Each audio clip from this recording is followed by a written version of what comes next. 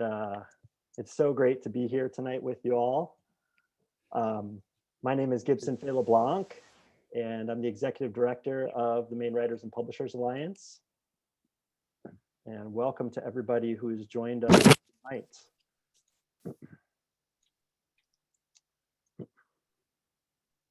So again, welcome on behalf of Maine Writers and Publishers Alliance.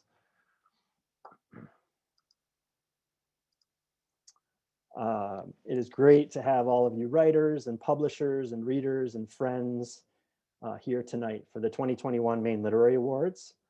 As you can see, I had to fight off the paparazzi on my way here tonight. It was rough, but I'm here and glad to be here with you all. Maybe it was the same for you. As many of you know, the MWPA is a nonprofit membership organization that works to enrich the literary life and culture of Maine.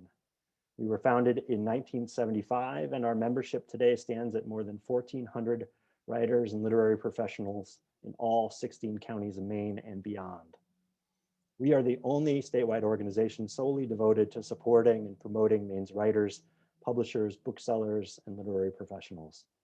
And tonight, Maine's Literary Awards, the culmination of a project that opened for nomination 6 months ago, is one of our favorite nights of the year. This past year, books, articles, essays, poems, and short stories provided us with enjoyment, inspiration, and sometimes just a way to feel less lonely or get through a day. While we stayed inside and experienced multiple historic events, from the ongoing fight for racial justice, to the 2020 election, to the unprecedented number of COVID deaths and the arrival of vaccines, words and books offered insight, hope, a fresh perspective, and often an escape. We are thrilled to gather with you tonight to celebrate exceptional writing that came out of Maine in 2020. And to get ourselves in a celebratory mood, we have a few numbers, as we always do at the beginning of this ceremony. This year, there were 124 books nominated to the Literary Awards, and they came from every corner of the state. And we had 167 manuscripts submitted to the short works competition in the categories of fiction, nonfiction, poetry, and drama, and in the youth competitions, which this year also included a new category for secondary school literary magazines. That's 291 submissions if you're keeping score at home. And just, I like to imagine how many weeks, months, and years went into the creation of all those written works. If we think about it, it's a lot of time. So let's hear it for all the writers who submitted this year. Silent cheering on Zoom. Yes, check that box. So now I'm going to give it to Taryn Bowe, MWPA's Associate Director, who will say a few thank yous before we give out the awards. Hey folks, it's so good to see all of you here tonight. Thank you for coming. We want to thank the collaborators who helped make tonight possible, and there's a bunch of them. First, a huge thank you to all of Maine's booksellers who went above and beyond this past year to get books into the hands of readers. If you visit our Maine Literary Awards finalist page, and we'll put that link up in the chat, you can click on each of the books and you'll be taken either to bookshop.org or the author's or publisher's website for easy ordering. You can also order any of these books that you'll hear about tonight from your favorite independent bookseller. As in years past, the Maine Poet Society has made possible the Youth Poetry Prize. And once again, Maine Authors Publishing of Rockland has generously sponsored the Youth Nonfiction and Fiction Awards. We also are grateful to the entire Cole Patton family. We're honored tonight to be announcing the John N. Cole Award for Maine Theme Nonfiction again. Thanks to their ongoing commitment and support, this award carries with it a $1,000 cash prize, giving us all a reason to pause again this year and remember the exceptional journalism and nonfiction that John Cole gifted to Maine for so many decades. We would also like to extend a huge, huge thank you to the 40+ writers librarians, editors, teachers, and literary professionals who anonymously judged the Maine Literary Awards this year. This group, which rotates every year, performs a great service to Maine's literary community, and tonight would not be possible without their deep reading and thinking. So thank you so much to all our anonymous jurors. Before we get started, I just have a few housekeeping bits. Unless you are unmuting yourself to accept an award tonight, please stay on mute. However, as you guys are doing a great job of already, feel free to express your enthusiasm and support in the chat box. We also recommend staying on speaker view throughout this award ceremony, but please feel free to use your phone to take pictures, snapshots of the winners. And if you post these photos to the internet, tag us with MWPA on Facebook, Twitter, or Instagram. Okay, on to the show. A short bit about the format. After we announce the finalists in each category and then the winner, each winner will be invited to unmute themselves and say a few words. So prepare for that. And now to kick us off and announce this year's winner of the Book Award for Crime Fiction, please welcome two-time Crime Fiction Maine Literary Award winner, including last year for his book, Random Act, Jerry Boyle. Thank you. Thank you very much. And I am very excited to be here, to be part of this. I'm always so gratified to see a group of talented people and also to just kind of validation of the power of the written word. And so in the time of 10-second videos and everything else, the written word survives and is flourishing. And there are so many talented people in Maine, especially, well, that's my view, in the area of crime fiction. So here we go.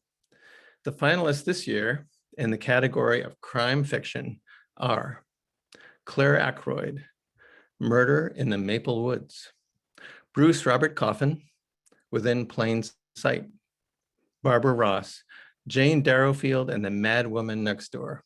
I have to say, these are great titles. And whoever came up with these titles, I would like to talk to you before I come out with my next one, because they're all really strong. And I'd like to say also that there's a little clue that one of the jurors in this year's round of judging described the winner's book as everything you could possibly want in a police procedural. And with that, I'd like to announce that the winner is Bruce Robert Coffin for Within Plain Sight. Wow. I hope you can hear me. I am so thrilled. I'm so honored.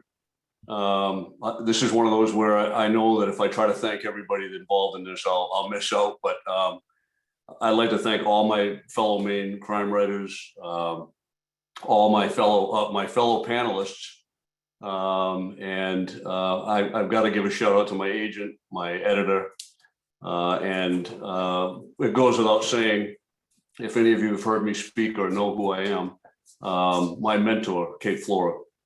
Wouldn't be right for me to accept this and not thank her, because she's the reason that I'm even before you tonight, way back before the first book. So thank you so much. I'm thrilled to death, incredibly honored. And thank you, Jerry. It was great to have you be a presenter. Awesome.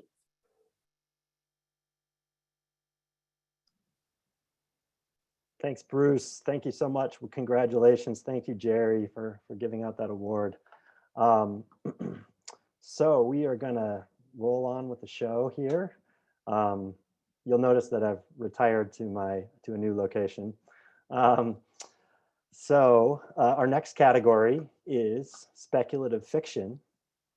Our jurors decided not to name finalists this year, so that means that all the entries are eligible to be named as the winner. And this year's winner in speculative fiction is, this is where we really missed the drum roll. There's a little drum roll. Dark Blood Comes from the Feet by Emma J. Gibbon. Emma, I wonder if you are out there and if you would like to unmute yourself and join us. It looks yes, like you I'm are. here. Great. Yeah. Wow. Thank you very much to the Maine Writers and Publishers for this award. And thank you to all the jurors as well. It's a real honour. I just a few, I'll keep it very quick. First of all, thank you to my husband, Steve, for always believing in me. Thank you to Trepidatio Publishing and my editor, Scarlett Algie. Thank you to the horror community as a whole, which was just incredibly friendly and nice, would you believe? And especially the Maine horror writers, particularly Greg Dearborn. I'd also like to thank my writing group, the Tuesday Mayhem Society, which is Pete Dudar, Morgan Sylvia, and April Hawkes. Thank you very much. Thank you, Emma, and congratulations. Let's see here. There we go. And to help present our first youth awards, I'd like to invite up Maine Authors Publishing's Jane Carker. So Jane, and just to say, Maine Authors Publishing has been sponsoring some of our youth writing awards for the past bunch of years. I'm not actually sure how many years it's been, but it's more than several. And in doing so, supporting our state's next generation of literary talent. So Jane, take it away. Well, thank you, Gibson. It's always an honor to be able to do this. The finalists in the category of youth nonfiction are Nina Chase for Forest Journal, Sai Ting Chen for All I Can See, Amira Dualier for Jasmine and Clementine. And the winner is Nina Chase. And Nina, if you'd like to unmute yourself and say a few words. Oh my goodness. Thank you so much. I was not expecting that. I'm very excited and honored.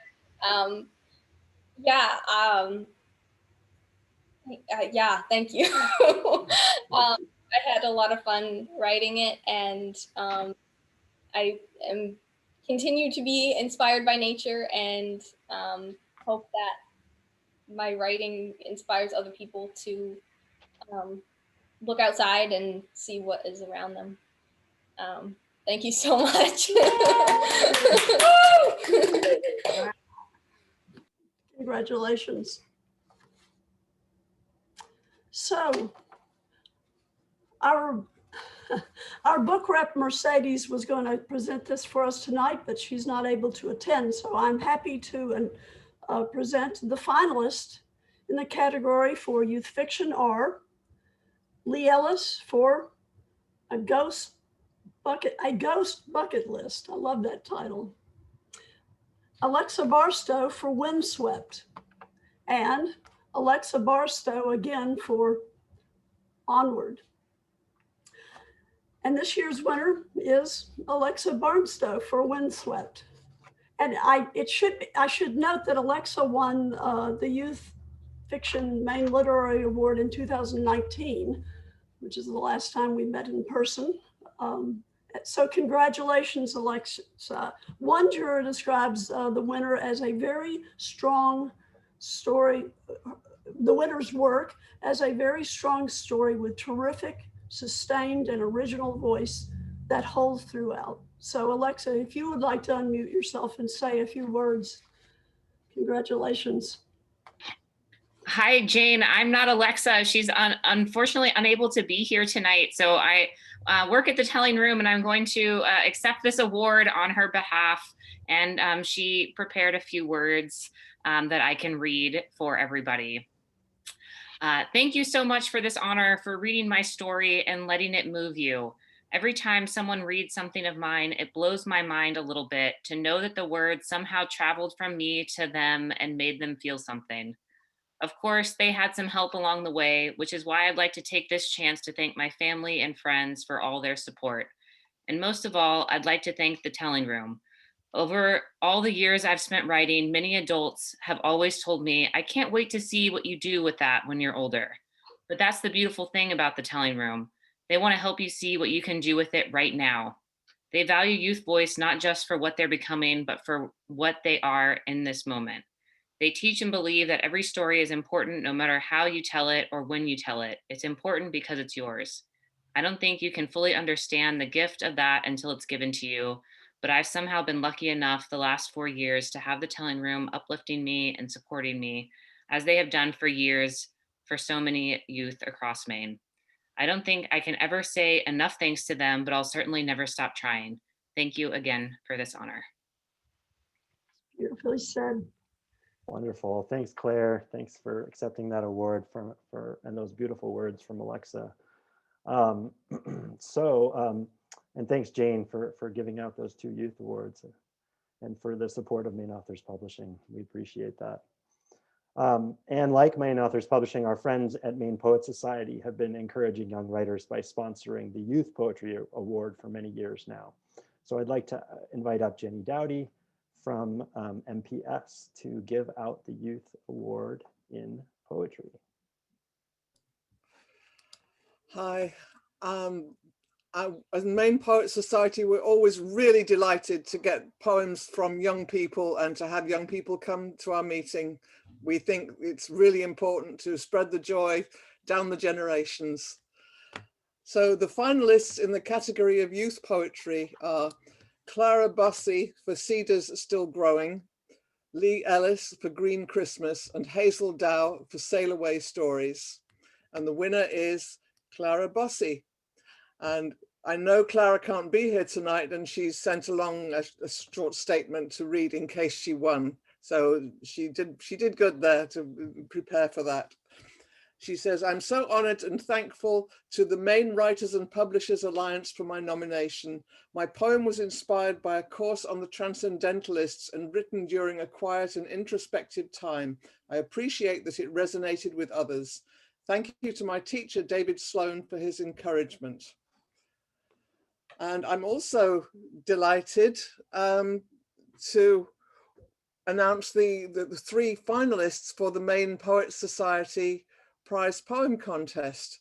And this year's finalists are Judy Caber for her poem Fat Lady at the Sideshow, Woody Woodson for his poem The Grace of Heavenly Bodies, and Jerry Theriault for her poem Metamorphic Grandmother of Scylla.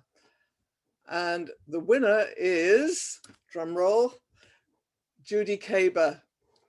Our judge, Kate Marvin, said of this poem takes me inside its person into the slippery luxury of food and the presiding textures and flavors that distinguish its affections, and then into the intimacy of the face, its plushed cheeks. Finally, the writer imparts the sensation of a weight, both literal and metaphorical. So I'm delighted by this result, and maybe Judy would like to unmute herself and say a few words. Assuming she's here. I haven't seen. Yes, I'm here. Oh, thank you. I am just so honored and excited by this. And what wonderful words from the judge. I really appreciate that. I'm very thankful for the support of MWPA and also for the support of our local poetry community. I live in Belfast and we have a very strong community here. And I particularly want to mention the Wheelbarrow School of Poetry, which is a weekly critique group here. Thank you. I'm very, very delighted with this. Thank you, Jenny, and congratulations, Judy.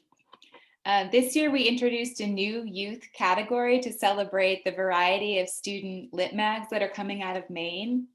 This is a category that we're really excited to keep growing and celebrating in the years to come. And for this reason, and because the past school year has been exceptionally difficult, we would like to honor all the lit mags submitted with a big virtual round of applause and an honorable mention. Thank you for keeping on in this hard year.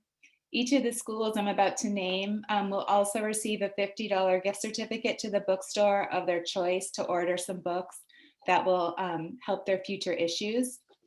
So our Lit Mag honorable mentions include Legenda out of Harrison Middle School, Collage out of Lewiston High School, Gorp out of Falmouth High School, Epoch, a creative magazine for teens by teens out of Skedempa Library, and Young Writers 2020, created by the Androscoggin Valley Educational Collaborative Young Writers Program.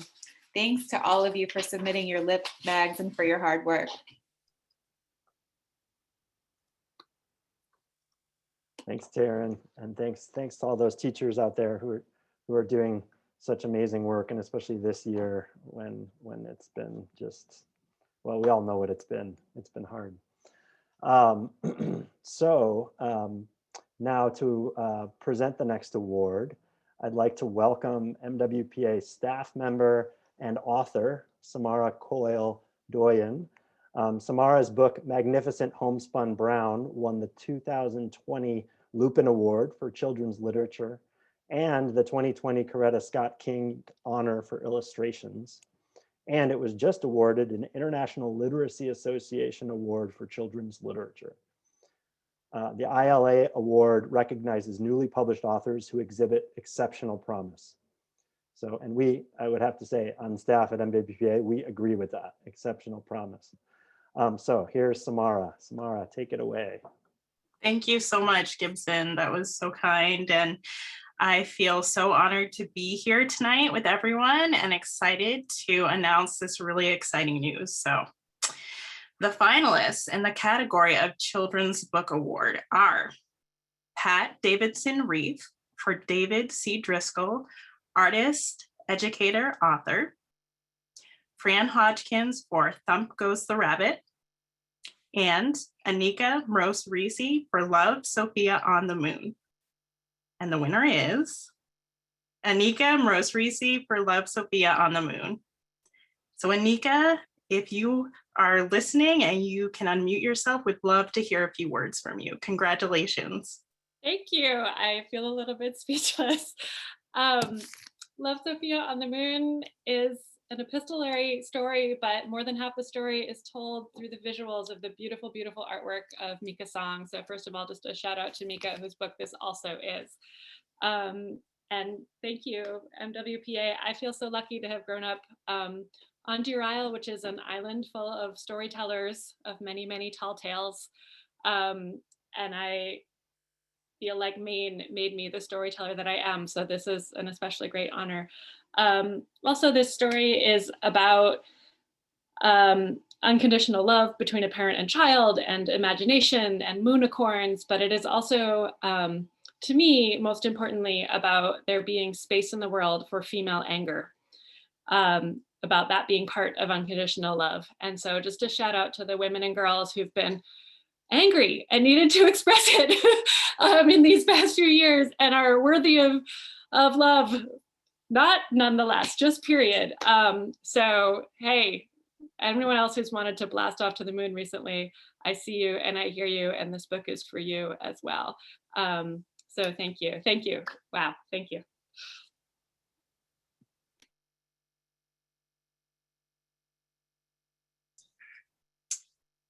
Okay, and now here to announce the next award is two-time Maine Literary Award winner in the Young Adults category, Gillian French, author of The Missing Season and the Lies They Tell.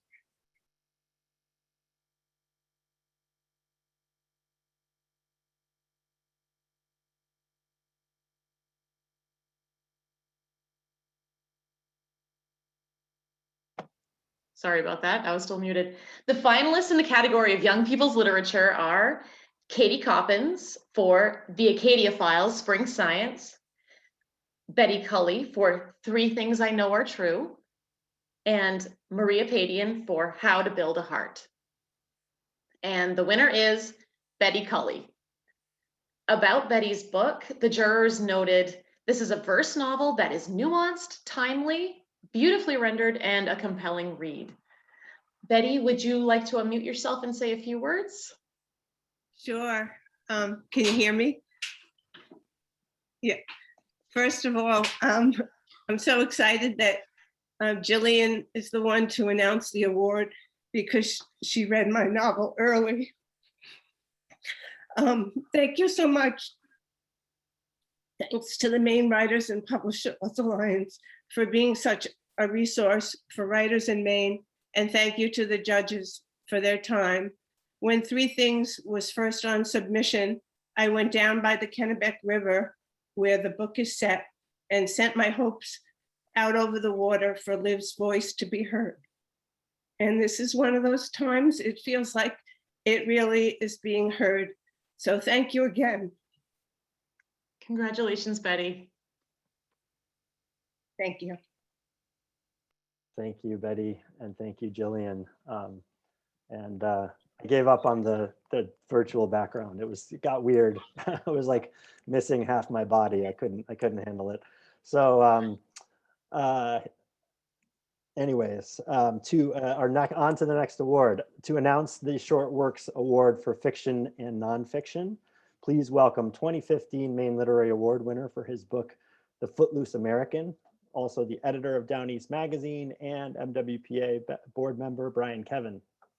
Brian, I know you're out there. I am here. You can hear me. I can get you out. Good. Yeah. Hi, guys. Thank you so much. It's really, really cool to be able to announce these. The finalists in the Short Works Award for Fiction are Shannon Bowring for Romance, Brandon Dudley for Between the Bridge and the River, and Morgan Talty for The Blessing Tobacco. And the winner is Morgan Talty, The Blessing Tobacco. About the story, one of the anonymous jurors wrote, "The story stayed with me for a long time after I read it. The language is also crafted beautifully without drawing too much attention to itself. I was truly blown away by this story." Morgan, if you're out there, would you like to unmute yourself and say a few words? Yeah, I'm sort of at a loss for words. Thank you very much for this honor.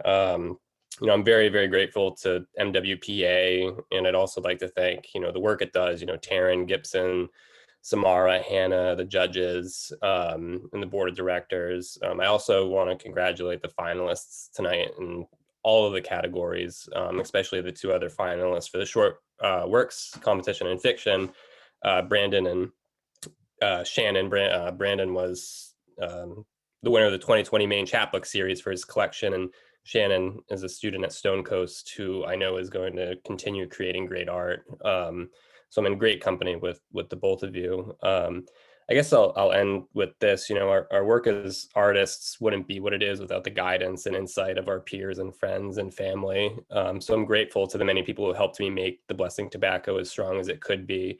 I remember workshopping it at Stone Coast with Aaron Hamburger, author of Nirvana is Here, and my peers in that class who helped me sort of see how it can be bettered. And I lastly want to thank Tri-Quarterly Magazine, who published the story and gave it a home. For those of you who want to read the full story, it is available online. I'm sure that we can share the link. So yeah, thank you very, very much. Thanks, Morgan. Congratulations. I now get to announce the finalists for the Short Works Award for Nonfiction. And the 4 finalists in that category are Parker Blaney for a piece called Detox, Leslie Heiser for Butterfly, Laura Popick for The Maine Farmer Saving the World's Rarest Heirloom Seeds, which I know in print was called The Parable of the Sower, and Sarah Toombley for What We Want Is Simple. And believe it or not, we have a tie. The co-winners of this category are Parker Blaney and Sarah Toombley. And about both winners' pieces, one of the jurors wrote, "It is hard to write from our deepest and most raw places and with such heart. Both of these writers compelled us to keep reading and earned our respect with their unflinching gazes on their lives and their selves." Parker, would you like to start and unmute yourself and say a few words? Hi, everyone. Thank you so much. I'm just going to say I'm a little freaked out by speaking in front of a lot of people, so I'm just going to read what I prepared, so forgive me. thanks so much to the Maine Writers and Publishers Alliance for this award. It means a whole lot to me. I want to thank Keith Walker and Adit Kroll, really good friends of mine who've encouraged my writing for a lot of years. I don't think I can go on. I just want to say it is a very personal story, and I just am really honored that that somebody responded to it. So thank you very much. What am I clapping silently for? I'm the only one you can hear clapping. Congratulations, Parker. And Sarah, if you would like to unmute yourself and say a few words also. Yeah, I'm here. Parker, congratulations. I want to say thank you to MWPA. You guys do so much for the writing community of Maine. I'm shaking. I'm also not good at public speaking. This essay I wrote it during the pandemic. It's about surviving as a parent and writing as a parent and the stuff we don't really talk about parenting, and it means so much that it resonated with other people and other people who have read it. So anyone who is covered in spit up, anyone who is missing bedtime right now, anyone whose car is covered with crumbs, or who spent 2 hours with screaming toddlers or is arguing about screen time, like, I hear you. It sucks sometimes. We can get through it. And in case no one has told you today, you are killing it. Just thank you guys so much. It's an honor. Congratulations to Parker and Sarah. To announce our next 2 awards, both in poetry, please welcome Myron Hardy. Myron is the author of 5 books of poetry, including his latest, Radioactive Starlings. He teaches at Bates College. Welcome, Myron. All right. Thank you, Taryn. It's wonderful to be here. This year's finalists in the category of short works poetry are Judy Caber for What My Father Says About Brooklyn and 4 Other Poems, Suzanne Langlois for What Lasts, and W. Kent Olson for Common Cause and Other Poems. And the winner is Suzanne Langlois. One of the jurors described Suzanne's poems as skilled work with surprising turns and a sympathetic, smart voice. Suzanne, would you like to unmute yourself and say a few words? Sure. Wow. Yeah. Like other folks, a little overwhelmed. And I want to thank Maine Writers and Publishers Alliance for creating such an incredible community that has been here for so long. You were the first community to welcome me as a writer in Portland a million years ago, back when Sarah Cecil ran the poetry reading at Local 188. That was when I first moved here, and it was the first time I read on a mic. I've always valued my writing communities, but never more than this year when I've been so far from them and realized how important they've been. It's been so hard to write. I know that writing is often seen as this like private thing that we do, and parts of it are, but community is so important. And I am especially thankful to my Thursday night poetry coven, which will be meeting soon in person again, and I can't wait to hug people. So thank you so much. All right. Congratulations, Suzanne. And now, the Book Award for Poetry. The finalists for this year's Book Award for Poetry are Megan Grumbling for Persephone in the Late Anthropocene, Aaron Lorson for The Century, and Wesley McNair for Dwellers in the House of the Lord. And the winner is Aaron Lorson. One of the jurors called The Century a dense and evocative reckoning with the history of the 20th century, and in particular with its most violent chapters. Every choice here feels motivated and careful.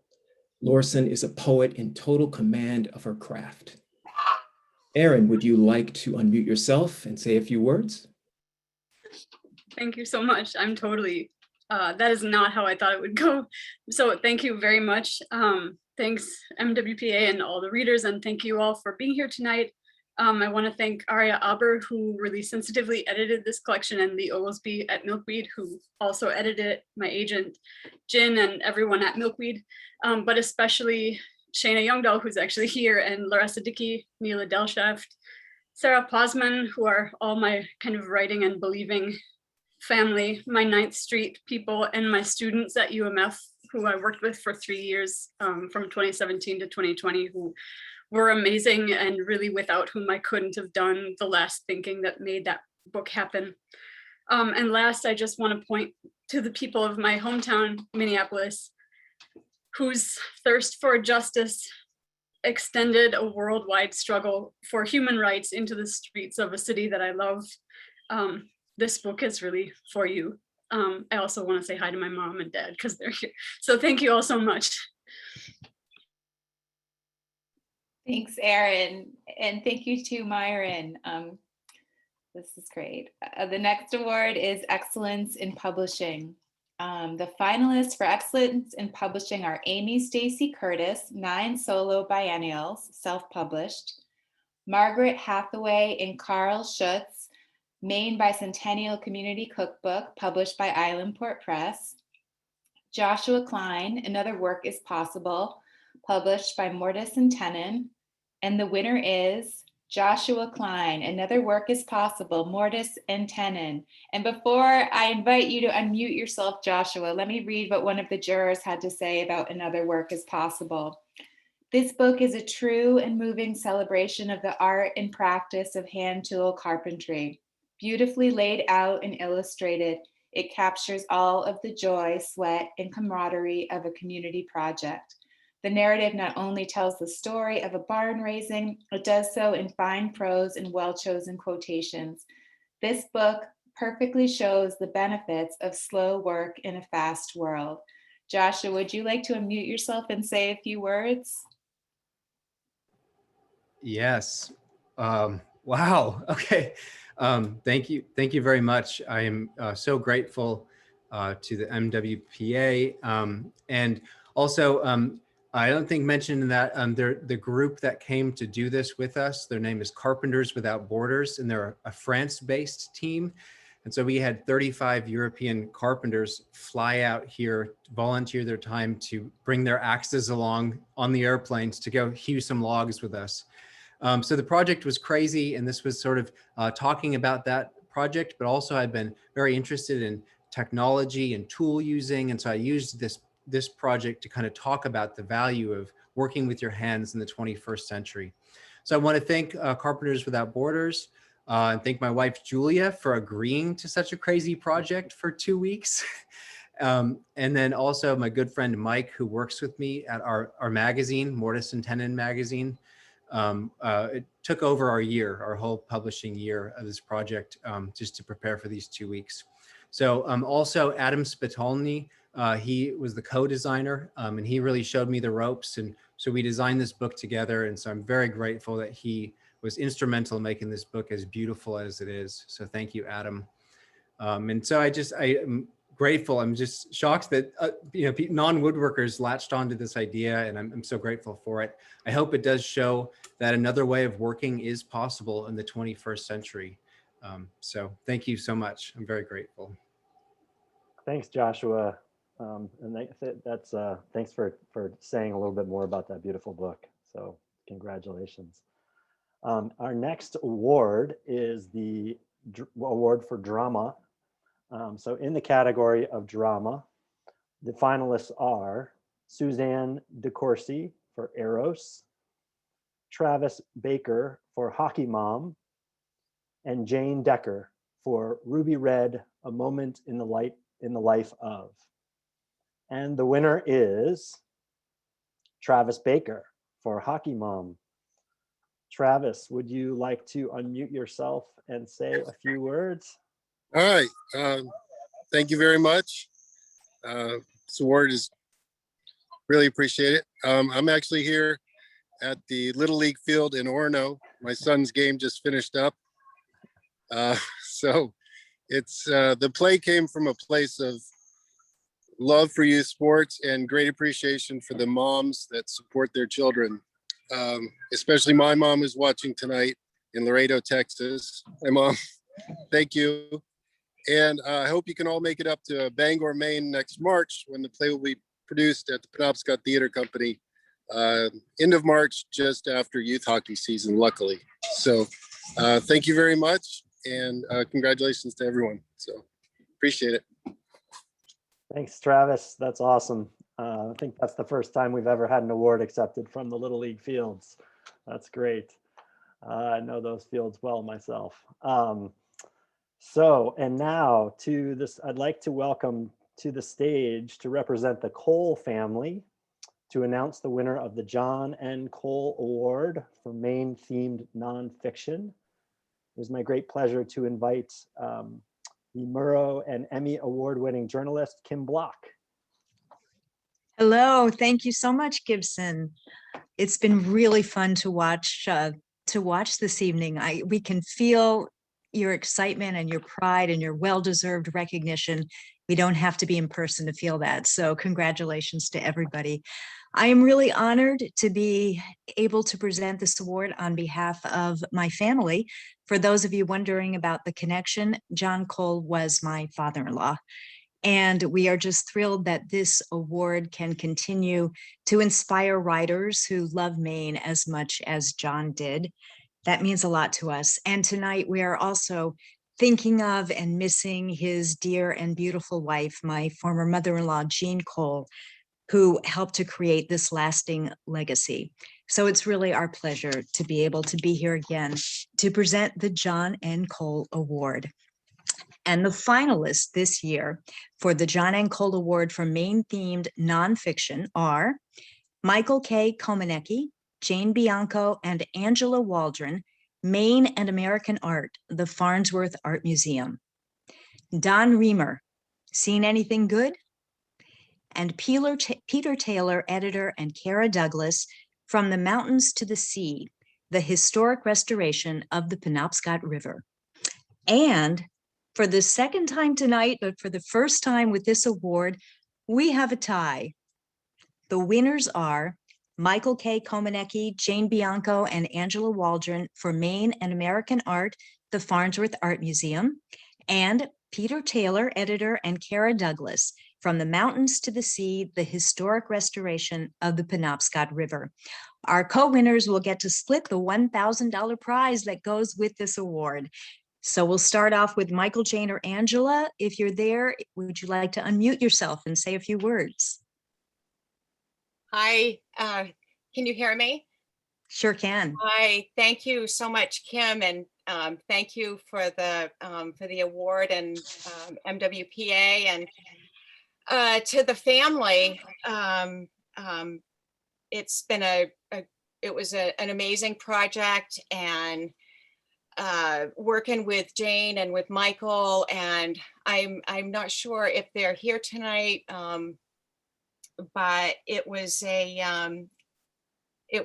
wonderful opportunity to work with such talented, writers as Michael and with Jane, and for the support that we received through the museum to see our project from start to finish. So it really was such an amazing experience, and I'm honored and thrilled to not only have participated in it, but to be winning this award.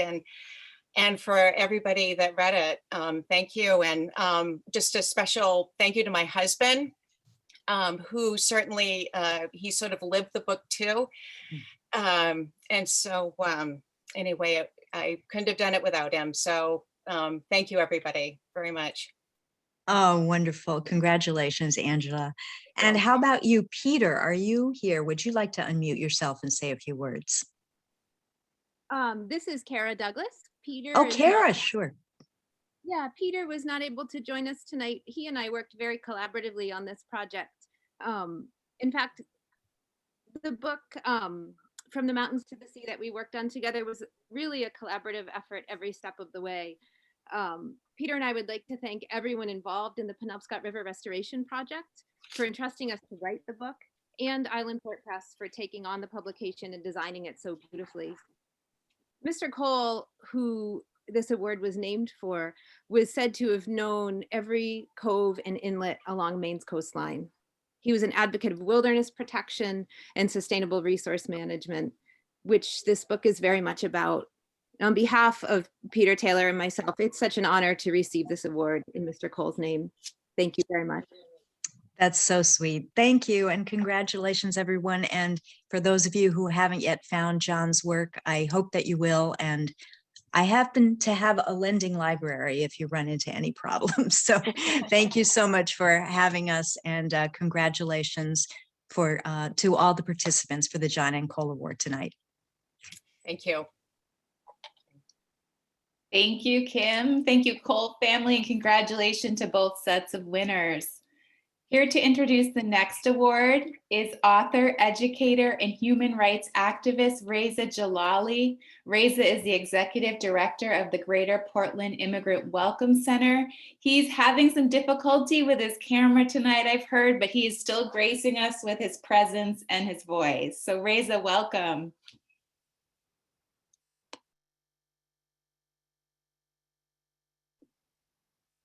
Would you like to unmute yourself?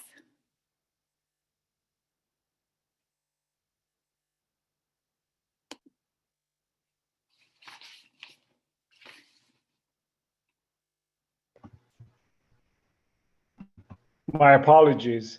I seem to have a lot of technical problem. Can you hear me now? You bet. Yeah. This year's finalists in the category of memoir are Jennifer Finney Boylan for Good Boy, My Life in 7 Dogs, Kate Kennedy for Skein, a Memoir, Phuc Tran for Saigon, and the winner is Phuc Tran for Saigon. One of the jurors described Saigon this way: a beautifully written, deeply honest exploration of identity, race, and coming of age in America as a first-generation Vietnamese American post-Vietnam War. Tran's book transported me into the moments of his life, and I felt quite powerfully his adolescent yearning to belong. Congratulations, Phuc. And now, would you like to unmute yourself and say a few words? Thank you so much, MWPA and Reza. Yeah, I was very nervous, so I probably drank a few cocktails too many and too quickly. But never fear, I wrote something down that I would really love to read. It's too long, but I'm a writer, not an editor, so please bear with me. I really want to thank MWPA so much for creating the space for Maine writers and Maine storytellers, and thank you to Flatiron and my incredible team at Flatiron and my agent Sarah and my long-suffering family, especially my wife Sue.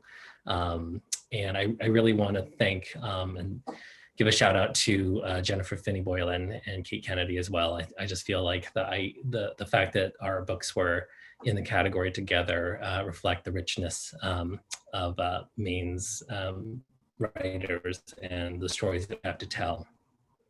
So this is what I wrote, and I would love to share it with you, and it's short, I promise. Where are you people from? But where are you people really from? If you've been asked this question, you know how it feels, especially that second part, when people say, really, as if whatever answer you give is just a half-truth or just a flat-out lie.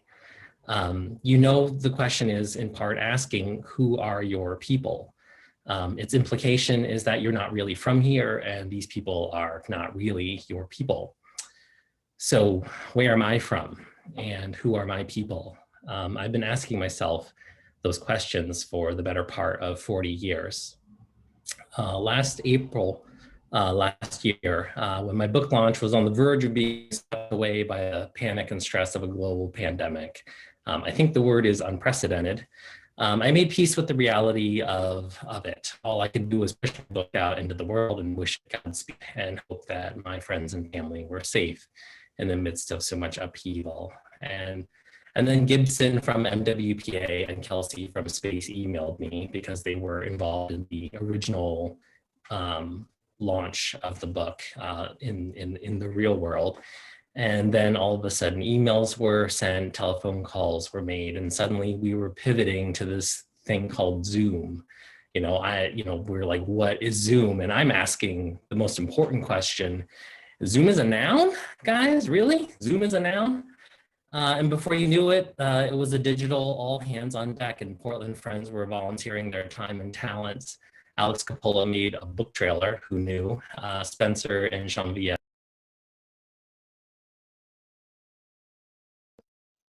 Oh, that's too bad. I think we lost Phuc.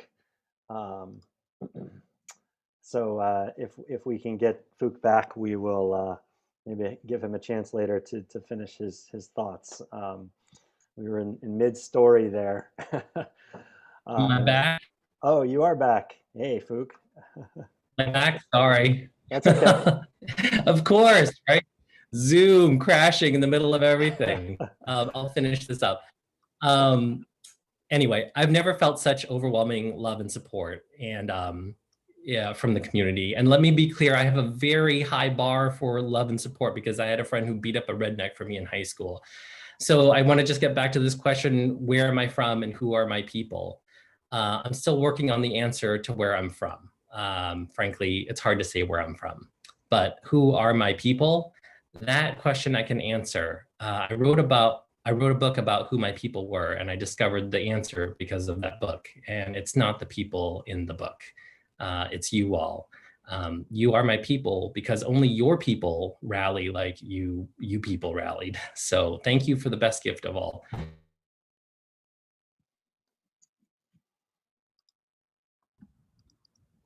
Thanks, Phuc. Thank you, and congratulations again. Thanks again. And now it is my pleasure to introduce our next presenter for this year's book award in nonfiction. Sara Corbett is an author and journalist whose work has appeared in numerous publications, including the New York Times Magazine, and she co-wrote the book A House in the Sky with Amanda Lindhout. And most recently, she worked both with Michelle Obama on her memoir Becoming and with former President Barack Obama on A Promised Land. Please welcome Sara Corbett. Hi, everyone. It's so nice to see you all here. It is always hard to follow on the heels of the great Phuc Tran, but I will try. I wanted to say it's so wonderful to be here, and thank you to everybody here for every word you wrote this last year. I am excited to announce this year's finalists in the category of nonfiction, which are Kerri Arsenault for Milltown, Ernest Freeberg for A Traitor to His Species, and two-time Maine Literary Award winner Colin Woodard for Union, The Struggle to Forge the Story. And the winner is Kerri Arsenault for Milltown. And I want to read what one of the jurors wrote about Kerri's amazing book. Kerri Arsenault's Milltown is an impressive first book. It aptly conveys the environmental costs of maintaining the paper industry and what a one industry town means to its citizens. It tracks the costs to health, to the river, to the sense of community, to individual families. This is a book too that speaks specifically to the heart of both contemporary and historical Maine. Congratulations, Kerri. Would you like to unmute and say a few words? Thank you. I don't have anything prepared. Thanks to Maine Writers and Publishers Alliance. First of all, my first book and putting out a book in a pandemic really sucked. But I was really grateful to have this community of this community behind me during this time. And also, I want to thank my husband who's on this phone call John Freeman, who's in the other room right now, who helped me with this book. No, now he's right in front of me, jumping up and down, making faces. Sorry. But most of all, I want to thank the people of Rumford and Mexico, Maine, who were so generous with their time and with everything that they gave me. And Maine and the whole state really has been so generous and supportive of this book. So thank you. Sorry, I didn't prepare anything. Thanks. People are jumping around. Congratulations, Carrie. That's awesome. I like to hear the cheers in the background. It feels very real. And now to announce the next award, please welcome Roxanna Robinson, two-time Maine Literary Award winner for fiction and author of 10 books, including her most recent novel, Dawson's Fall. Welcome, Roxanna. Thank you. Thank you all for inviting me to be part of this. This is so much fun, and the Maine literary community is so rich and so powerful. It is just such a pleasure and an honor to be part of it in any way. Thanks to the Maine Writers and Publishers Alliance for creating this sense of community, which is so important to all of us. Thanks to all the writers groups that I heard named, the Tuesday Coven and the Thursday Drink Society, whatever they are. These things are so important to all of us. Everyone needs a community, and Maine just provides it in every way. So thanks for asking me to be a part of it in this way. And now let me tell you about this year's Fiction Awards. It was a strong year for novels and short stories from Maine, but let me tell you, it always is. It's a strong year for writing from Maine. Here are the finalists for fiction. The Exiles by Christina Baker Klein, who won this award in 2018. Belief by Christopher Fahey, and Beneficence by Meredith Hall, and Blue Summer by Jim Nichols, who won this award in 2016. And the winner is Blue Summer by Jim Nichols. This year's jurors loved this story of a feckless horn player facing his haunted past, and called the main character tremendously appealing. And they appreciated the way Nichols writes about music and about creating music. I'm sorry to say that Jim had to be at Maine Public's All Books Considered book club tonight, but he asked his editor from Islandport Press, Genevieve Morgan, to speak on his behalf. So Jennifer, would you be able to unmute yourself and share a few remarks about this book? Oh my gosh, wow. I am actually speechless because I know and love all of the other contestants in the candidates, and I really did not expect this, but I obviously believe, since I edited Jim and edited Closer all the time, which won in 2016, that he's a phenomenal writer. I promised him I'd wear my minor regional novelist t-shirt tonight in honor of Larry McMurtry and all of us in Maine. Islandport Press and Jim have had quite a history. He's trusted us, he's trusted me. He's a wonderful, wonderful writer. He's one of the few writers I've had the pleasure to edit where I have to encourage him to give me more words but he, like music, he has a beautiful ability to evoke emotion with very few words. And I think that that's a rare, rare gift. He's going to be shocked because honestly, he holds all of these writers who are in the same category in such esteem that he really didn't believe he'd win. But I want to thank I'm literally sweating, I'm so surprised. I want to thank everybody in the Maine literary community, not only for being an amazing, amazing audience for all of Islandport's books, but also for continuing to keep the torch alive for regional art, regional literacy. I think from the Telling Room on, as a community, we've shown that we will not be denied to compete against even the major top 5 publishers. And Jim, he and I had a long talk about Larry McMurtry, about John Prine. When he was, I'll just tell you one little story about Jim, because he's done everything in the world. But he, when he was back in Portland in the early 80s, he was tasked with picking John Prine up at the airport and driving him around when John Prine came to play Portland.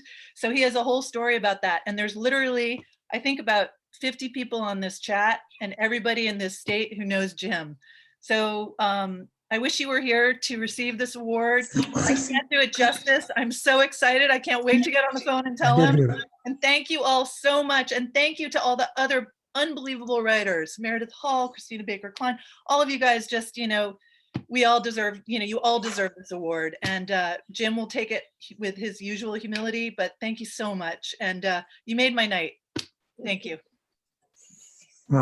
Should I? Hi, Jen.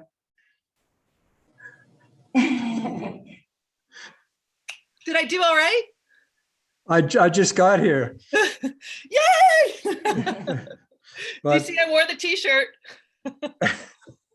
Beautiful. I have the t-shirt. Oh, yeah. Well, my other show just ended, so Ann dragged me over here to tell me I had won. Thank you, Maine Writers and Publishers Alliance. I love you.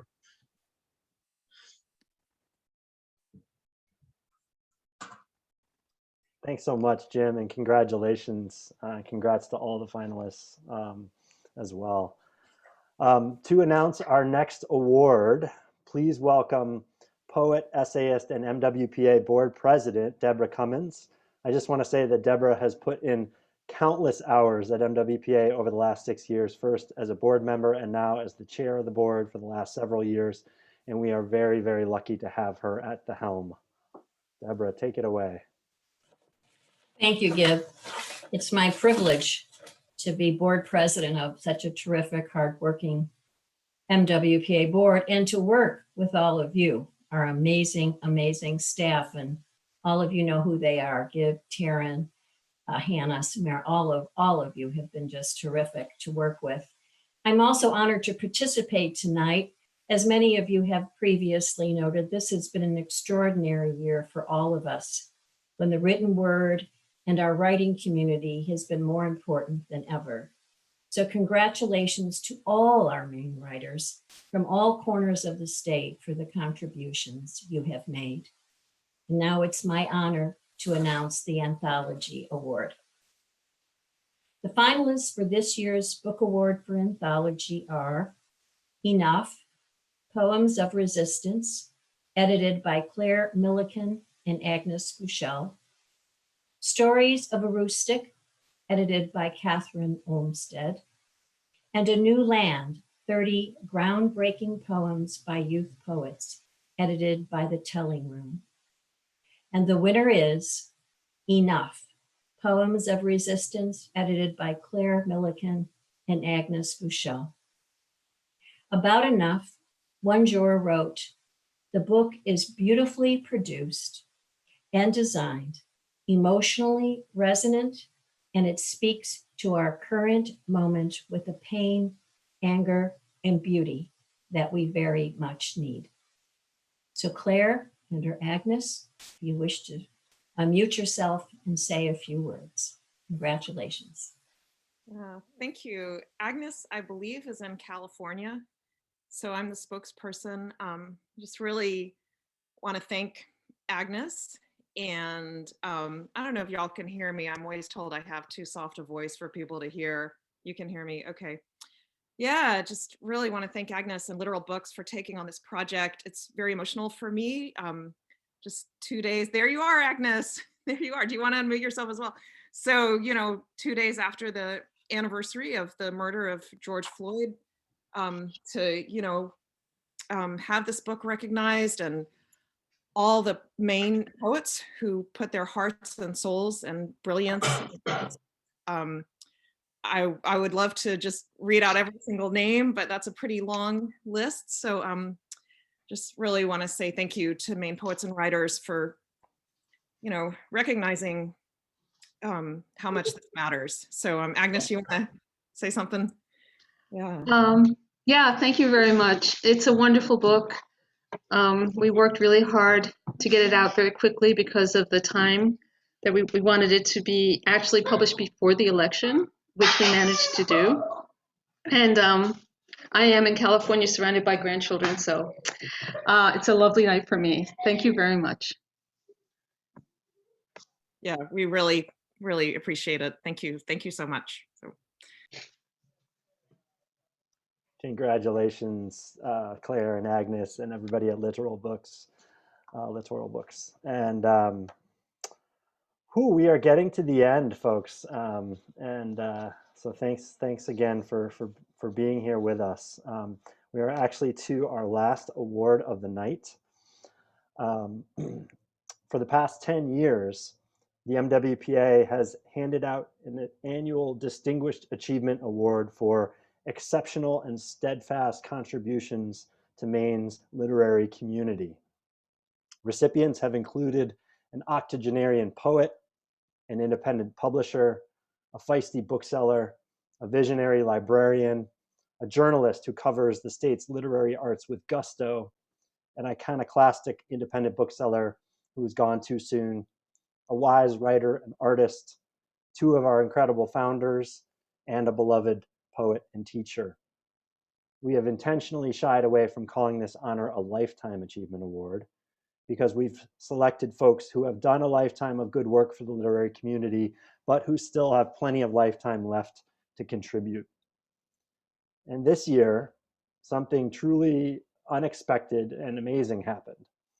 A writer who is a fan of this year's recipient, of her vital and trailblazing work, put out a large call to a group of writers from around Maine. And together, this group donated a $4,500 prize to accompany this award. Wow. You can imagine our surprise when this happened. And I want to just say, it's probably not possible that we're going to do this every year. Let's be honest. But if somebody is listening out there and wants to have a conversation about endowing this award, let's talk later. But whatever happens in future years, we're in awe of this group's generosity this year. So to announce this year's recipient of the Distinguished Achievement Award, please welcome the author of Everything Matters and Flimsy Little Plastic Miracles, novelist Ron Curry Jr. Thank you, Gibson.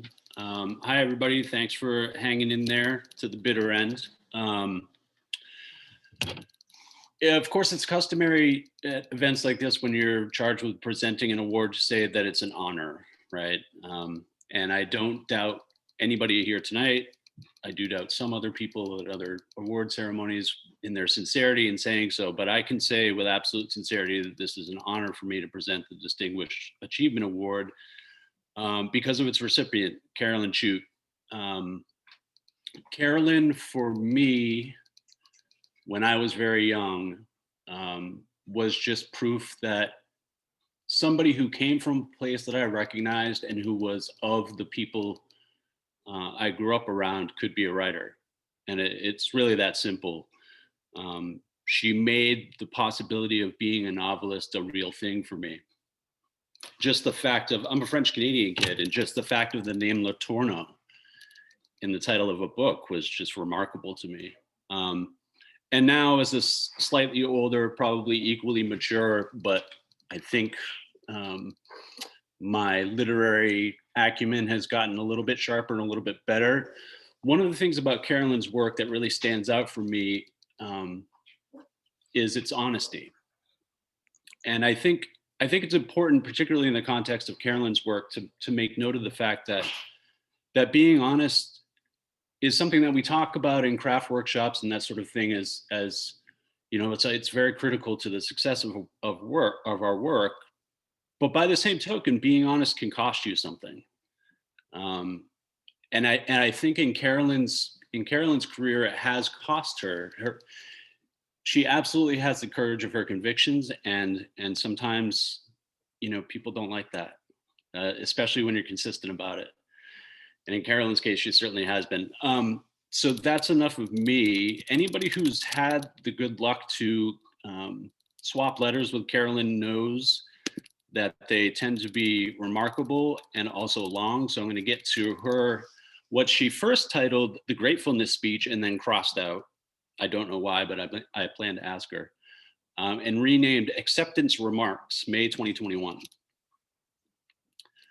About 6 years ago, my friend Bonnie Jo and I, oh, that just went on my screen, Gibson. Everybody should see that now.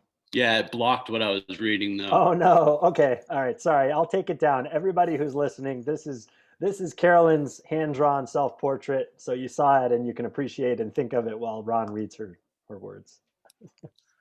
Thank you. Took over my computer. Bonnie Joe, meaning Bonnie Joe Campbell, and I crashed the National Book Award thing. It was in a huge Wall Street bank with marble pillars. The stage was lit, but all the tables had candles, which from the doorway looked like stars in a black sky. There were some chandeliers too. Everybody except me glided around in black dresses and tuxedos. Even Bonnie Joe came prepared, looking slinky and formal.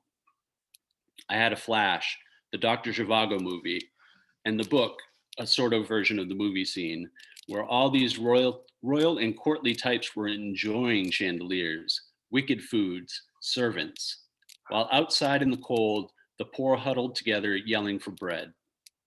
The royal protectors showed up and trampled these whiners, bitchers, and moaners with their magnificent steeds. So then, back to Wall Street, the ceremonies began. I was wolfing down all these cherry-filled pastries and the main course too, whatever it was. Even at the time, I didn't know what it was called, or what it was made of. The awards were tall wooden objects, and I realized later on when I reran the scene through my mind, each and every winner was, of all things, good looking. My God, I thought to myself, thousands of writers in their caves and huts, working in deep isolation to sacrifice their very souls to birth great art. Do they now have to also be good looking and young? Yes, young. None were distinguished. I mean, doesn't distinguish mean gray, tired and used up by the great withering sacrifice of pouring one's sacrificial blood into the pen, pencil, or keys? So I figured when Gibson calls this a Distinguished Achievement Award, he means somebody like me will get one. I think I'm supposed to be thanking all the persons who have made this shining moment possible. I thank my grade school and junior high school years for teaching me that, like document shredders and deviled hand grinders, systems need to be fed conforming rows of graded minds, fast minds. There was a timer on the teacher's desk to weed out the slow, deep, dangerous thinking minds. I told my ma, and she said not to worry about that. What it means to be a person is to be nice and to be curious forever. The system unbendingly wanted prize winners, however. I remember once when the teacher kept me after school and told me I could never leave until I did all the examples perfectly. At home, Mom made sure I had all the pencils and paint I wanted, and Daddy brought home back boxes of paper for me. Also Scotch tape, a stapler. My first novel was to the point. A little kid just my size and description is walking along in a city in Massachusetts for some reason, and up ahead was a huge brick building with fenced pens in back. Many cows and pigs were in rows and lines waiting to go inside. They weren't smiling. When they go inside, they never come out the same. Just small cans are loaded into trucks. The girl goes to the fence and smashes it, and out pour the cows and pigs on their legs. Just about that time, the girl's second grade teacher is coming along in Massachusetts for some reason, and the stampede flattens her. Then the cows and pigs all smiled. They then, along with their savior, head for the woods where they're happy forever. The end. Writing for many of us is a free fall, a state of dreaming. I am grateful my school never had writing lessons to turn one's wild mind into the official, into good grades, into product, into perfect round cans. But the problem is you can't kick down too many fences and squash too many teachers and hide in the woods too long if you want to make a living and have status symbols like plumbing and teeth. Art alone does not pay money. Art is a calling. What gives a person a living is to do almost anything else. So to receive a prize like this Maine Writers and Publishers Alliance prize without being good looking and wearing a black dress or being fast thinking seems almost like something I made up in a dream. Thank you, everybody. as my ma used to say, you are the cat's pajamas.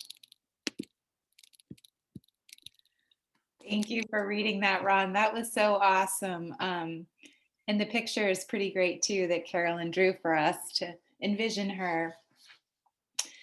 We're wrapping up here, but just a few final things. Each year, every nomination to the Maine Literary Awards includes 2 copies of the book being nominated.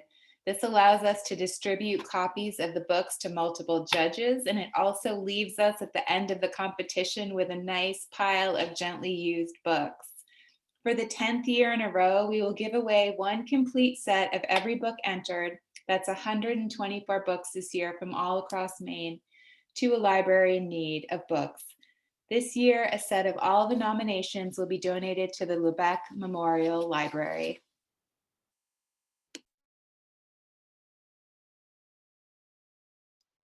Yep. Thanks, Taryn, and thanks everybody. And one last thing before we give those books to the library, we also want to give you some books. So in a very scientific process, we ran the name of everybody who RSVP'd to the event tonight through a random name picker, and we picked one name, somebody who's going to receive a free copy of all the winning books tonight. And that person is, drum roll, Gay Brown. So Gay, you are going to receive, and I don't think Gay is on the call with us here. If you are, please speak up. But we will be in touch with her and make sure that she gets a copy of those books. So the rest of you, please go to your favorite independent bookstore or directly to one of the Maine publishers that publish the book and buy your copies, or you can go to bookshop.org. If you go to the finalist page on our website, mainewriters.org, under Maine Literary Awards, you can find a link to purchase all of the books, the finalist books and the winning books that have been mentioned tonight. So on behalf of the MWPA board and staff, thank you so much for being with us and for hanging in here tonight. We're honored to be part of such a caring and supportive community. And we leave you, as we do every year, with a challenge for next year. About a decade ago, the writer Samuel Delany, whose many books and works span fiction and science fiction and memoir, criticism and essays, told the Paris Review, quote, 85 to 90% of my work is writing and rewriting and revision. Probably that started as a strategy to deal with the wages of dyslexia. Now it's a habit and one I was fortunate to acquire. So we wish you all of your luck. We wish you a lot of luck with all of your writing and rewriting. Thank you for being here this evening. And I'd like to invite everybody who's still with us to quickly go on to gallery view and unmute yourself and give a cheer for all of our winners tonight. Hey! All right. Congratulations. All right. Done. Thanks so much, everybody. Have a good night. Thank you. See you. Good night. Good night. Good night.